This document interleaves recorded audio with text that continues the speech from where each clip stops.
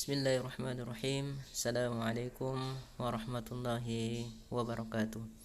Alhamdulillah wassalatu wassalamu ala rasulillah wa ala alihi wa ashabihi ajma'in, amma ba'd. Alhamdulillah, anak soleh sekalian, kita berjumpa di pagi hari ini. Semoga semuanya dalam keadaan sehat-sehat walafiat dan tetap semangat serta siap untuk mengikuti pembelajaran pada pagi hari ini.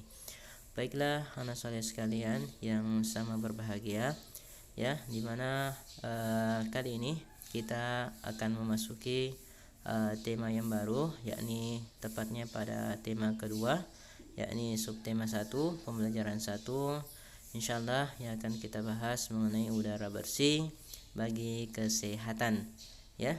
Dimana hal ini penting, ya, dimana udara bersih sangat kita butuhkan, ya, di dalam kehidupan ini. Jikalau tak ada, maka sungguh udara pernapasan yang akan kita hirup pun akan menjadi tidak baik. Baiklah, sebelum kita mulai, kita tuliskan dulu tujuan pembelajaran. Yang pertama, memahami sistem pernapasan pada hewan, dan yang kedua, kita mampu untuk membuat model sederhana sistem pernapasan pada hewan. Nah, anak soleh sekalian, ya, untuk mengawali kegiatan pembelajaran kita pada pagi hari ini, ya, bagi yang belum memiliki buku, ya, silakan disimak terlebih dahulu pembelajaran pada kali ini, ya, dan bagi yang sudah, silakan dilihat juga referensi bukunya, ya. Anak soleh sekalian, ya, yang sama berbahagia. Nah, kali ini kita akan melihat gambaran sebuah lingkungan yang bersih. Nah, suasana pada gambar ini samping tampak sangat segar, ya. Nah, tentu menjadi pertanyaan, apa yang membuat udara atau lingkungan sekitarnya menjadi segar?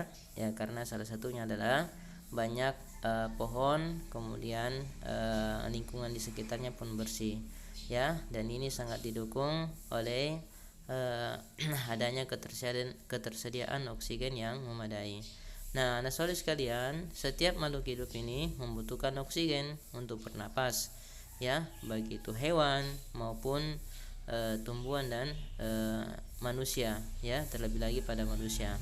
Nah, anak soleh sekalian, kali ini kita akan membahas sistem pernapasan pada hewan. Yang pertama ada cacing tanah, kemudian ada serangga, ya, ada ikan, amfibi, dalam hal ini adalah katak, kemudian reptil, burung, dan mamalia. Nah, cacing tanah itu bernapas dengan permukaan kulitnya, kemudian kalau serangga itu bernapas dengan trakea, ya. Ikan bernapas dengan insang, ya. Kemudian amfibi, ada dua fase kehidupannya, di mana pada fase berudu dia bernapas dengan insangnya, dan ketika sudah dewasa dia menggunakan paru-paru dan kulitnya. Kemudian reptil, ya, bernapas dengan paru-paru, ya. Kemudian burung itu bernapas dengan paru-paru dan dibantu dengan pundi-pundi udara. Nah, kita bahas yang pertama, ya. Cacing tanah. Nah, cacing tanah ini anak soleh sekalian itu tidak mempunyai alat pernapasan yang khusus, ya, dimana cacing tanah, ya, atau cacing, ya, dalam hal ini itu bernapas melalui permukaan kulitnya, ya. Bisa diperhatikan bagaimana kulitnya yang selalu basah dan berlendir, ya. Hal ini untuk memudahkan penyerapan oksigen dari udara, ya. Jadi anak soleh sekalian bisa melihat bagaimana prosesnya, ya, dapat dilihat pada tanda panah yang ada. Nah, dan insyaallah sebentar kita akan jelaskan, ya, bagaimana proses pernapasan pada cacing tersebut. Nah, kemudian serangga ini bernapas menggunakan trakea atau saluran halus yang beredar ke seluruh tubuh serangga. Nah, cara bernapasnya adalah oksigen masuk melalui lubang yang disebut dengan stigma, ya, bisa dilihat pada tanda panahnya, ya, lalu diedarkan melalui trakea ke seluruh tubuh, ya. Trakeanya ada pada bagian atas, ya, melalui yang ada tanda, ya. Anak soleh sekalian itu bisa melihat, ya. Dan jikalau biasa menangkap apa namanya, beladang. Nah, bisa dilihat pada bagian bawahnya. Berikutnya ikan. Nah, ikan ini bernapas menggunakan insang, di mana insang ini berbentuk lembaran-lembaran tipis, ya. Nah, lembaran-lembaran tipis. Kemudian air yang mengandung oksigen, bisa dilihat prosesnya. Air yang mengandung oksigen masuk melalui mulut ikan, ya. Nah, kemudian ya, setelah air masuk melalui mulut ikan, ya, mulut ikan tertutup dan air akan mengalir ke bagian insang yang terbuka, ya. Jadi anak soleh sekalian, dia tidak menelan air, ya. Nah, kemudian terjadi pertukaran oksigen dengan karbon dioksida. Jadi dia menghirup atau mengambil air tersebut yang mengandung oksigen, kemudian dia masukkan ke dalam ke dalam tubuhnya, kemudian mengeluarkan dalam bentuk karbon dioksida, ya. Nah, ini anak soleh sekalian, ya, dapat dilihat ya bagaimana filamen-filamen atau lembaran-lembaran insangnya pada ikan. Nah, berikut ini kita pindah pada amfibi. Kita ambil contoh, yakni adalah katak. Nah, siapa di antara kalian biasa melihat hewan seperti ini? Nah, di mana hewan ini itu memiliki dua tahap kehidupan, di air dan di darat, atau sering dikatakan ya dia memiliki dua alam, ya. Nah, tapi yang benar adalah fase kehidupan, ya, di mana pada fase masih kecil atau berudu, ya, dia menggunakan insang. Setelah dewasa dia menggunakan paru-paru dan kulitnya, ya. Nah, bisa dilihat kalau di air, ya, dia fase berudunya bernapas menggunakan insang, dan di darat bernapas dengan paru-paru dan kulit, dan kulitnya ini selalu basah dan lembab, ya. Hal ini yang akan membantu pertukaran oksigen dan karbon dioksida. Nah, berikutnya anak soleh sekalian, itu ada reptil, ya. Nah, kita ambil contoh di sini adalah biawak dengan atau cicak dan ular, ya.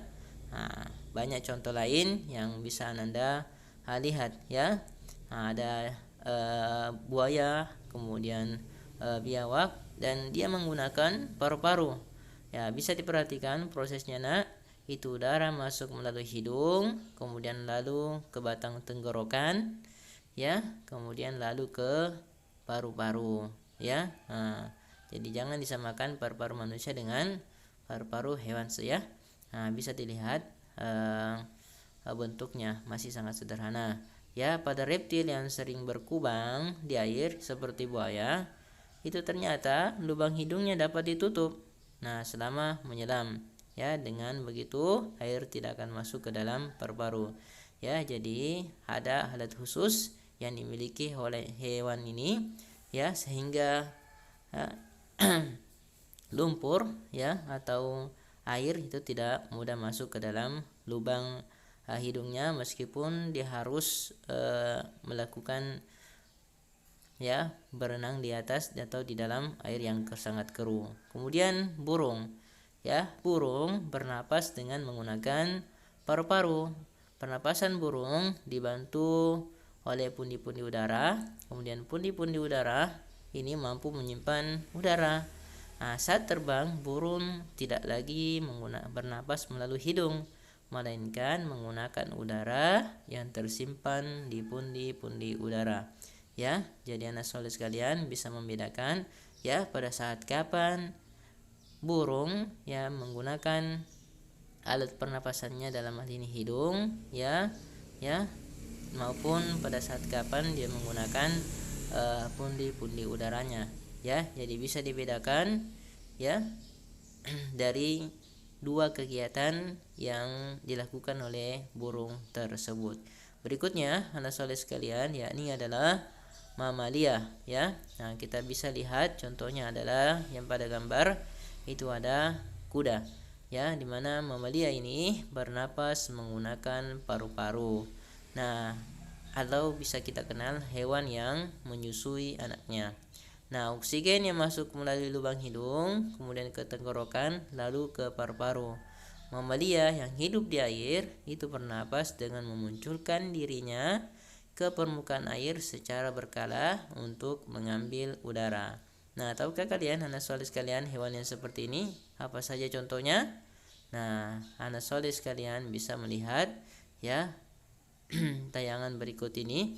Ya, kita lihat bagaimana udara yang masuk, ya, kemudian dimasukkan ke dalam tenggorokan, lalu langsung ke paru-paru.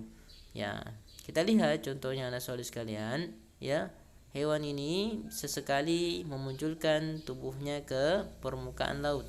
Nah, ini tujuannya apa? Yakni adalah untuk mengambil oksigen. Ya, kemudian setelah oksigennya cukup, kemudian dia kembali lagi berenang ke dalam air. Ya, contohnya ini adalah ikan paus. Ya, atau dalam hal ini lumba-lumba. Ya, sekian dulu anak soleh sekalian. Ya, pertemuan kita pada hari ini. Ya, pada tema insyaallah untuk penugasan kami akan berikan. Ya, syukran jazakumullah khairan atas perhatiannya. Assalamualaikum warahmatullahi wabarakatuh.